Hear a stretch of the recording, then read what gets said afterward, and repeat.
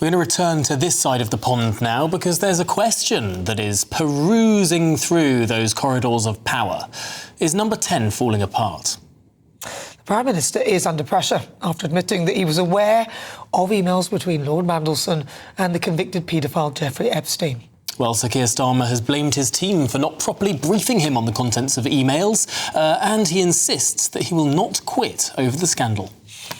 I knew of his association with Epstein, but had I known then what I know now, I'd have never appointed him.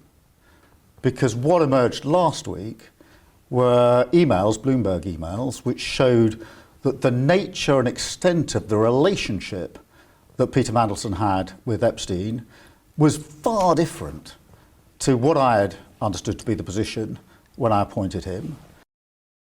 Although those emails were apparently sent before PMQs when he backed his Peter Mandelson. But then he said he didn't see the correspondence because of the time difference. It's almost as bad as Dominic Cummings in the eyes. But listen, the scandal has thrown the Prime Minister's authority and political judgment into question.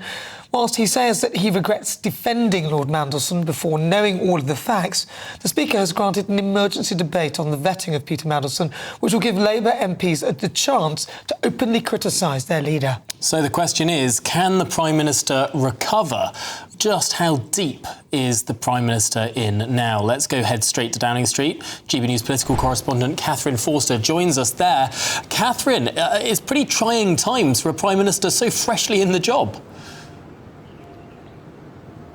Yes, it's a nightmare on Downing Street, frankly. Just over a year in, phase 2 began a fortnight ago. Already the Deputy Prime Minister, Angela Rayner, had to resign. He was forced into a major reshuffle. Last week, he had to sack the US ambassador. And just yesterday, his head of political strategy quit over very explicit messages aimed at Diane Abbott that had been had in a private chat. It's an almighty mess, and at the worst possible time when Donald Trump is due to arrive in the UK for his second state visit later on today. And MPs at the moment are having an absolute field day in the House of Commons. They've got this 3-hour debate on Mandelson and his appointment and why was it made and what was known when. Opponents having all sorts of critical things to say about the Prime Minister, including many from his own party, Emily Thornberry being one of them. She's chair of the Foreign Affairs Select Committee. She says that they would have liked to have questioned Lord Mandelson before he was appointed, but they were not allowed to do so. But I'm joined now by Dan Hodges from the Daily Mail for more on this. Dan, what on earth is going on at the moment? It's quite incredible, isn't it?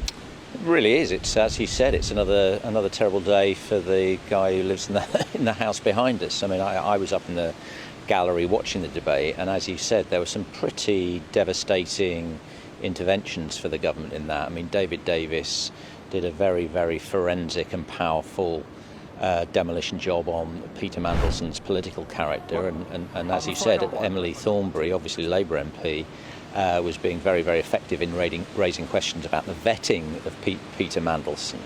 And I think what was significant was there were very, very few Labour MPs who were prepared to stand up, obviously not to defend Peter Mandelson, but to try and defend the Prime Minister. And I think that was indicative of just how much anger there is on the Labour benches about the way this whole affair has been handled. Have you had a random call lately from a strange number, maybe trying to sell you something or even scam you? If so, your info could be out there.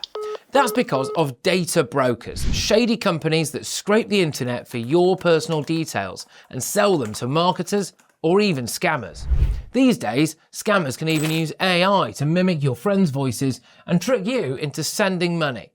It's not just annoying. Data brokers often target vulnerable people with high-interest loans or sketchy offers.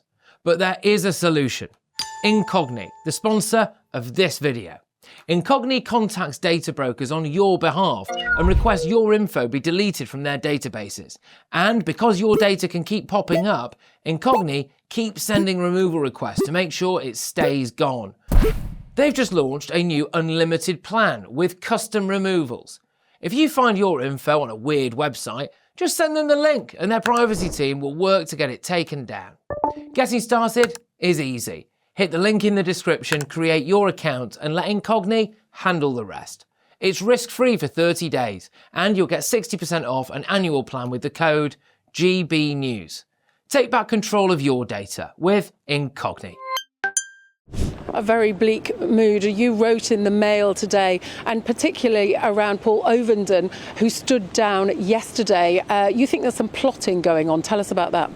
Yes, I mean, Paul Ovenden was Keir Starmer's Director of Strategy, somebody who's not well known outside of Westminster, but certainly within Westminster it was well liked, well respected, and regarded as one of Starmer's most senior aides. He was forced to resign after a series of private work messages were leaked within Downing Street, and amongst Paul Overden's allies, there's a belief they were deliberately leaked by Keir Starmer's enemies on the left.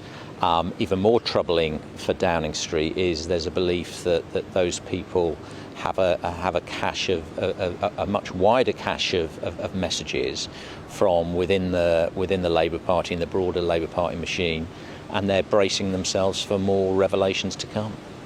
Obviously not as easy for Labour MPs to get rid of a leader as the Conservatives, but two questions. First of all, do you think Starmer will lead them into the next election? And secondly, if not, when do you think the sort of maximum danger is for him? Is it May next year, or could it even be sooner than that? Well, I've thought for some time it was becoming increasingly unlikely, even before the current crisis. I thought it was increasingly unlikely Keir Starmer would be able to last the full term. I just can't see it now. I think it's impossible, and I think, frankly, Labour MPs are just simply are sort of starting to sort of psychologically move on from him now. I think you're right. I think the moment of maximum political danger will be the local elections next year. But the reality is Keir Starmer's sort of remaining political capital has been used up in the Mandelson affair. So if there was to be another scandal, if something else was to emerge, obviously we still haven't had sensible or adequate answers from Prime Minister about what he knew in relation to the whole Peter Mandelson saga. But certainly if something else were to come out, then it's very, very difficult to see how Keir Starmer could survive that. And who might replace him? I mean, there's no obvious answer, is there? No, I mean the obvious replacement would have been Angela Rayner, but obviously as we know she's already fallen by the wayside herself. Andy Burnham is somebody who's being touted, but he has the difficulty that he's obviously not a sitting MP. Another person MPs are talking about is Wes Streeting, who is popular within the party, but suffers from the problem that he himself is seen as a close ally of Peter Mandelson.